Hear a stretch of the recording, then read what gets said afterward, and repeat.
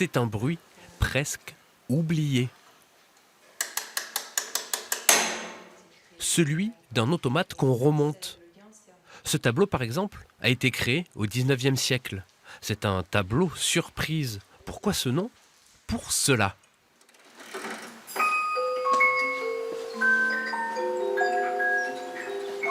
Et à cette époque, pour épater ses invités, il existait d'autres nombreuses pièces comme celle-ci créée à Dieppe et qui était à la mode dans les salons. L'idée, c'est qu'on n'a pas la télévision, donc on veut distraire les visiteurs autrement.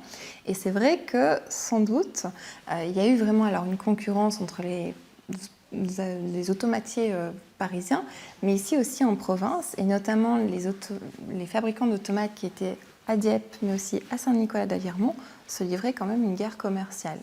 Cela a entre autres permis d'aboutir à des systèmes d'automates différents. Et si cela a été possible, c'est en grande partie grâce au savoir-faire des horlogers, spécialistes des petites mécaniques. En fait, une horloge, c'est un objet qui vit. On voit les aiguilles s'animer.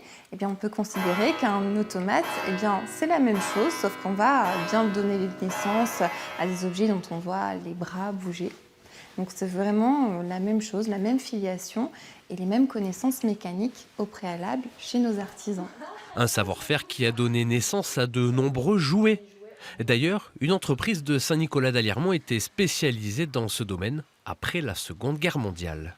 On a vraiment développé au fur et à mesure des jouets de plus en plus élaborés, puisqu'on a eu ensuite, alors aussi bien des petites souris mécaniques, vraiment des petits véhicules, ou des choses, là on arrive, alors ça a fonctionné pendant 10 ans, et vraiment à la fin des années 1950, puisqu'on est vraiment sur une niche, on va dire, de 10 ans, 1948-1960, eh bien on va avoir ensuite vraiment des véhicules téléguidés. Ces pièces sont rares et donc très difficiles à trouver. Le musée de l'horlogerie lance un appel pour en exposer de nouvelles.